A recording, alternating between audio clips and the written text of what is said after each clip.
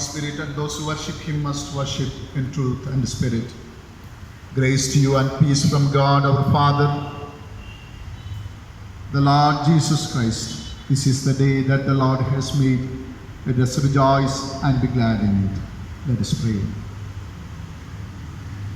Ever-loving God, we thank you for the gift of this worship service. Oh Master, thank you for all your blessings that you showered upon us, Lord.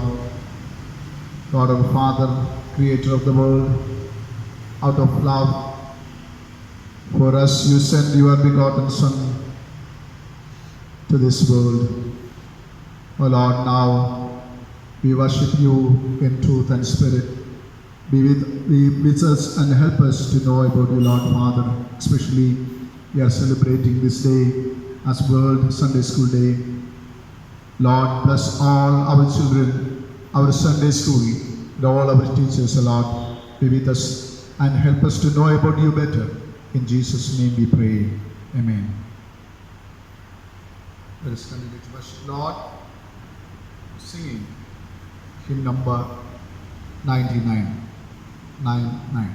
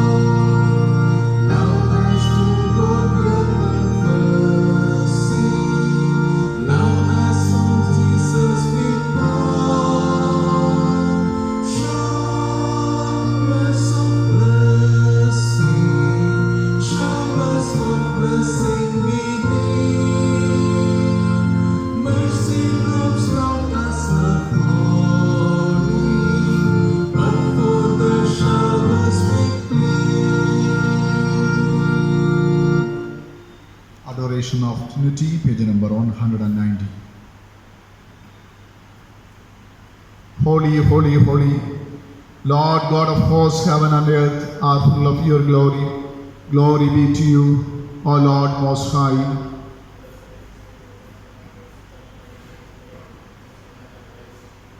Holy are you, O God. Holy are you, O Almighty. Holy are you, O immortal. O Lord, our Redeemer, who was crucified for us, have mercy upon us. O Lord, Holy Spirit, have mercy upon us. O Lord, accept our praise and praises and have mercy upon us. Let us confess our sins before Almighty God. If we say that we have no sin, we deceive ourselves, and the truth is not in us. If we confess our sins, He who is faithful and just will forgive our sins and cleanse us from all unrighteousness. The time is fulfilled. The kingdom of God has come near. Repent and believe in the good news. Now let us kneel and examine ourselves in silence. And pray to God, our God, please forgive all our sins.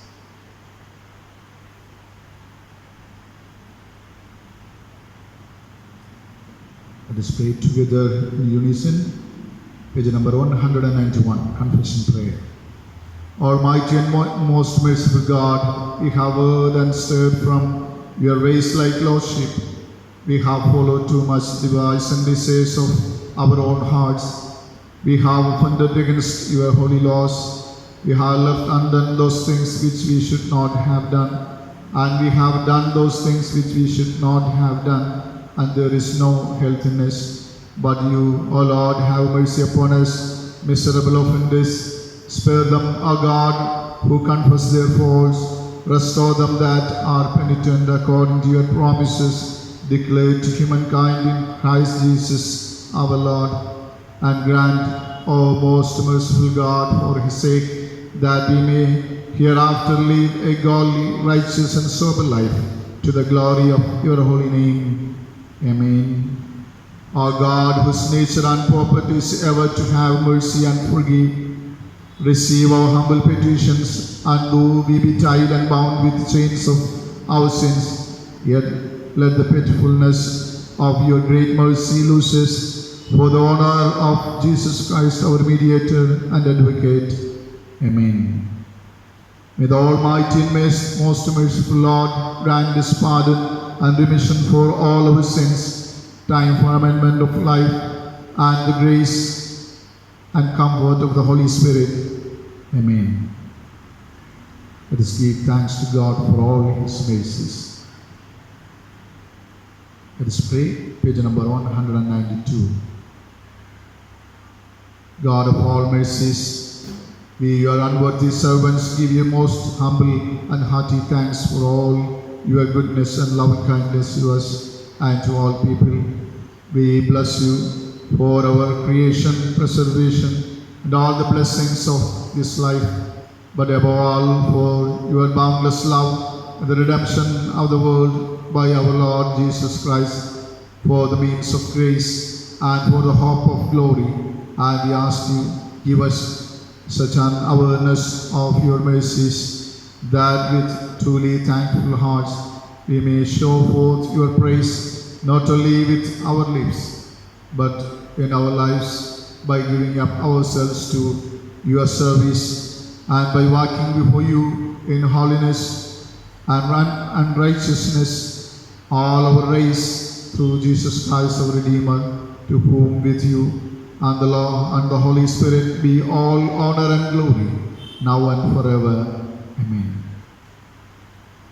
Almighty God, who has given us grace at this time with one accord to make our common supplication to you, and has promised that when two or three are gathered together in your name, you will grant their request. Fulfill now, O Lord, the desires and petitions of your servants, as may be most expedient for them, granting us in this world knowledge of your truth, and in the world to come life everlasting. Amen. Please be seated. Now let us continue to worship Lord, singing hymn number 88. 88.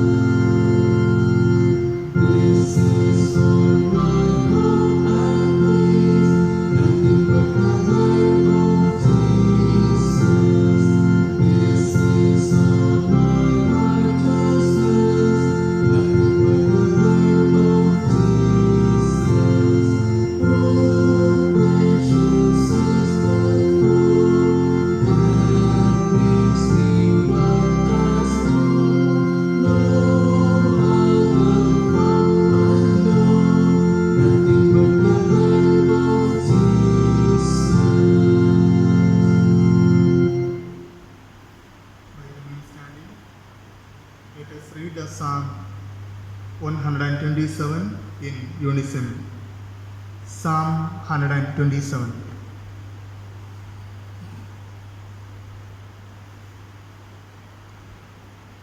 Unless the Lord builds the house, those who build it labor in vain.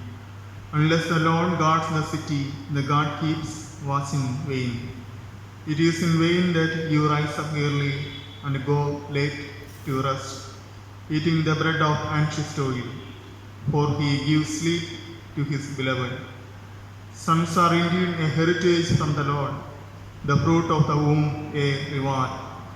Like arrows in the hand of a warrior are the sons of one's youth. Happy is the man who has his quiver full of them.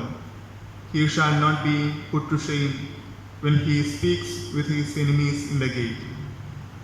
Glory be to the Father, and to the Son, and to the Holy Spirit, as it was in the beginning, is now, and ever shall be, world without end. Amen. The Gospel reading is taken from the Gospel according to St. Matthew, chapter 18, verses 1 to 6.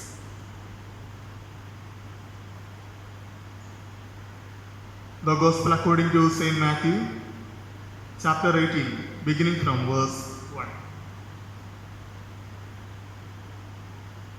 At that time, the disciples came to Jesus and asked, "Who is the greatest in the kingdom of heaven?"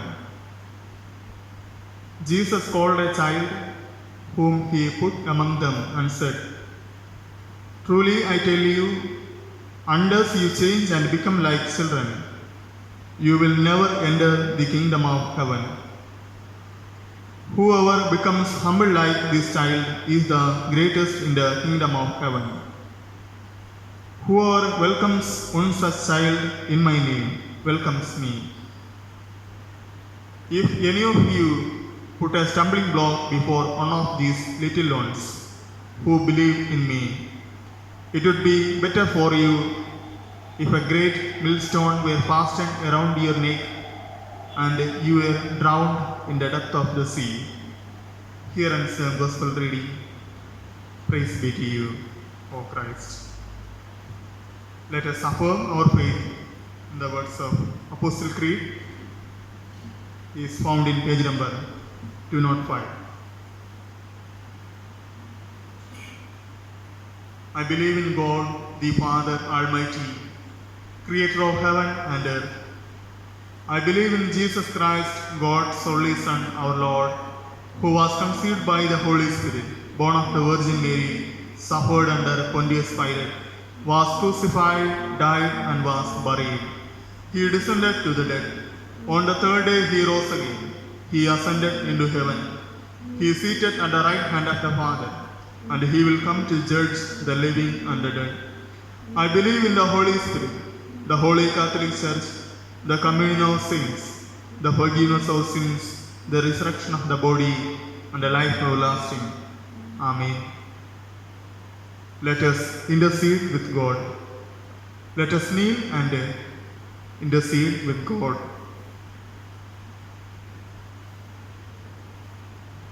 Let us pray by using the litany is found in page number 206.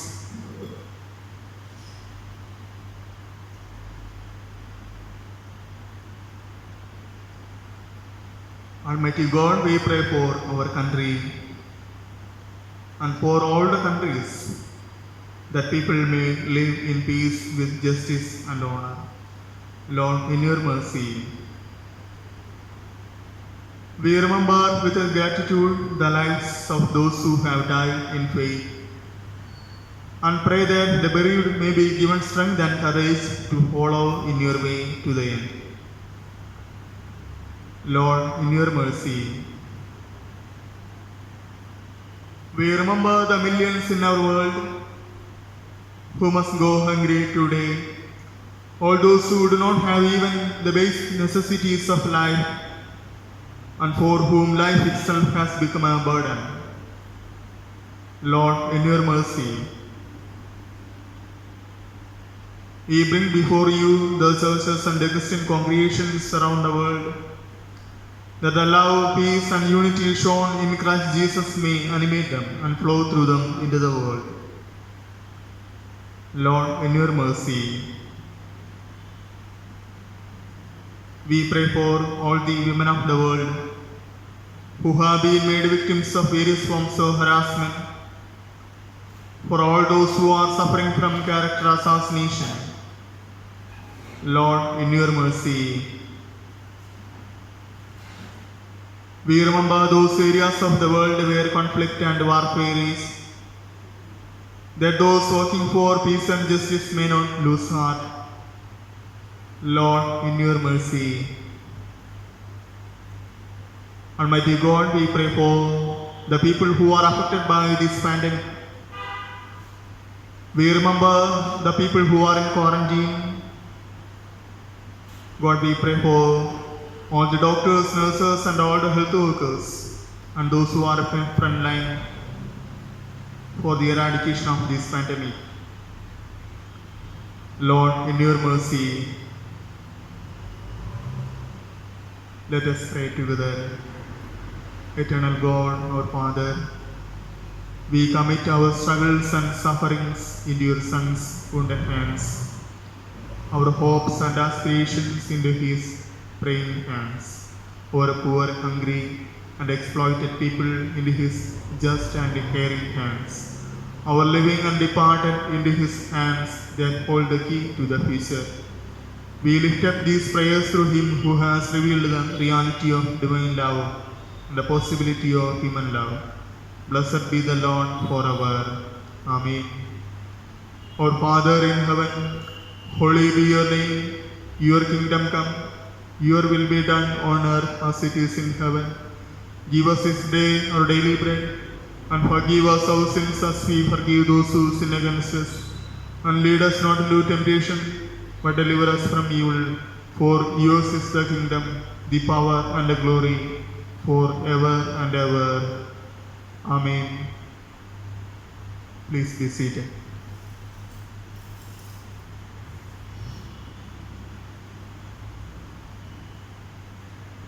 Let us continue to worship God by singing a hymn. Hymn number 76. Hymn number 76.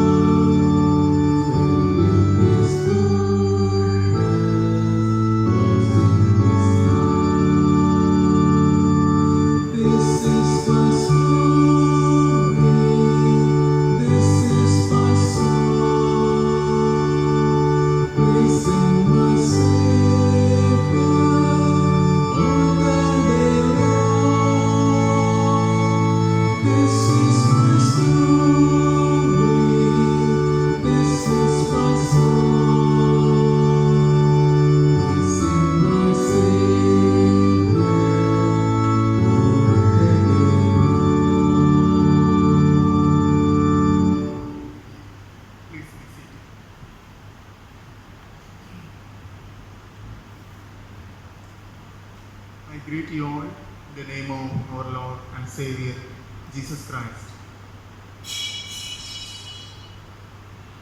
As a church, we are celebrating this Sunday as World Sunday School Day. On this World Sunday School Day, the theme given for our meditation is Nurturing in Faith. Nurturing in Faith. Let us pray. May the words of my mouth and the meditation of all our hearts be acceptable in your sight, our rock and our Redeemer. Amen. Nurturing in faith. As we all know, the Sunday school movement began with the initiation of Robert Reitz. The father of Robert Reitz was the editor of the famous Gloucester Journal. He had his own printing press, but his father died unexpectedly in the year 1757. Thus, the printing press and the publication responsibilities of the journal fell on the head of Robert Reitz. At this point, he noticed that the children between the age of 6 to 14 were wandering on the streets. The Industrial Revolution, which broke out in the middle of the 18th century, which compelled many children to take up jobs. Thus, in those days, child labor was its high level. Children who worked there for almost 12 hours per day, and Sunday was holiday. The children used to do all kinds of nonsense on the holiday by coming to the streets. Actually, in this context, the children were confronting a new social problem. Robert Reitz was writing about these children and their problems in his journal. At this point, Reverend Thomas Tope, a British Anglican priest, encouraged Robert Reitz to do any spiritual activity for these children. So Robert Reitz aimed to teach alphabets to these children. Thus, in 1781, classes were started in the house of Mrs. Meredith of England. In the beginning, the children extended a cool welcome to the classes. But suddenly, the attitude changed. By 1785, there were 2 lakhs and 50,000 students participating in the program with great enthusiasm. 1.2 crore of students joined the program by the year 1831. Thus, the program, which was started on Sundays, have grown and spread throughout the world. The first common education plan was started in this movement. In those days, people who were of high status in the society only had the right and opportunities for education. But through the Sunday school movement, all children in the society, without a barrier of their status, received education. Robert Reitz had aimed at 3 things to be inculcated through the Sunday school movement. Firstly, to give basic formal education to all the students. Secondly, to teach moral values. Finally, to take up evangelism and church planting. By looking upon the Sunday school movement, we are meditating upon the theme, nurturing in faith. The Word of God nurtures the faith life. Therefore, the Word of God induces us to read and study the Bible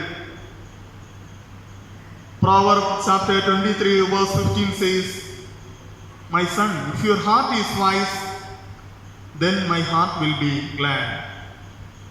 The original commandment is given to the people of Israel that to read, to hear, to teach, to believe and to grow in the word of God. Paul also says that faith starts from the word of God. The word of God answers to the manifold questions of contemporary issues of our new generation. For this, one should be nourished by the word of God and should be led in spirituality. The Christian education and the Sunday school stand for this cause. Let us read and study the Bible. The Spirit of God will enable us to understand and grow in faith. Saint Paul, admonishing the church at Ephesus that to wear the armor of God for the nurturing of faith. Paul says the armor of God will help us to stand against the wiles of the devil. Here armor means the spiritual qualities that we should have in our day-to-day life. We should wear truth, justice, peace, faith, salvation, meditation of the word of God and prayer. Be strong in the Lord and in the strength of His power. Because our struggle is not against the enemies of blood and flesh, but against the cosmic powers of this present darkness, against the spiritual forces of evil in the heavenly places.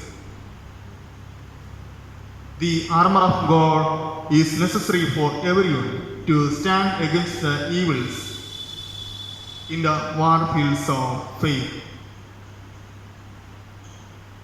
Jesus, in his public ministry, has challenged the status quo which keeps the hierarchical structure in the Jewish society by not only bringing up the children in the center of discussion, but also by placing them as examples to follow and imitate their attitude in our faith journey. When the disciples of Jesus had a question on who is the greatest in the kingdom of heaven, Jesus answered in a parabolic way which opposes the stream of structure in the society designed in terms of power, position and wealth.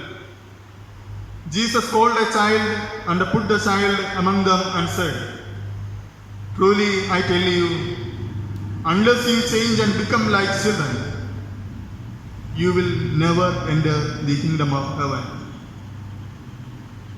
Jesus' act of bringing a child and making the child to stand in the middle gives a radical answer that overturned the hierarchical nature of the Jewish structure and reversed the human value scales. When we look upon the Jewish context, a child in the Jewish society is usually treated as an insignificant and is often overlooked. An insignificant and overlooked vulnerable has become an instrument in the hands of Jesus to teach a lesson for the elders. Jesus has set children as the model for the elderly believers to follow. All the children are precious, from whom the grown-up are advised to receive the characteristics of children, which are humble, innocent, receptive and trustful.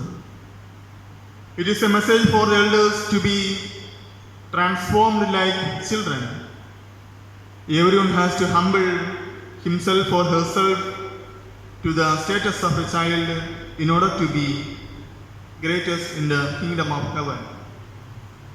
Children to be nurtured in faith is said to be a prime call of the church. Being nurtured in faith is to develop one's own identity in Christ and to ignite conscience according to the scripture. Jesus says, unless you change and become like little children, you will never enter the kingdom of heaven. May we all learn to value the state of childhood and together grow in faith. May our Almighty God bless us all through these words. Amen.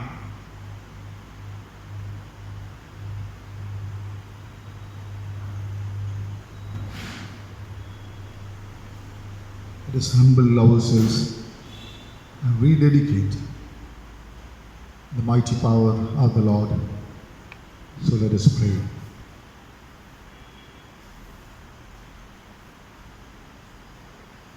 Heavenly Lord, in Jesus you revealed your love for children and blessed them and declared them inheritors of your kingdom. Enable your people and every family to be vehicle of your love and care to the growing generations and to provide them spiritual nurture. Empower every child with the power of Holy Spirit that they may grow in you and be blessed to the world. Gracious and merciful God, who has caused his wondrous works to be remembered, equip us to be people in whom the Spirit of God dwells, who would count anything as significant in order to gain Christ and be found in him. As we depart from the online worship service, be with us and strengthen us, O Lord, and protect us from all evils and infections. We ask this of you, who with the Son and the Holy Spirit live and reign forever and ever. Amen. Let us receive the benediction. Grace of the Lord Jesus Christ, the love of God, and the communion of the Holy Spirit be with us now and forever. Amen.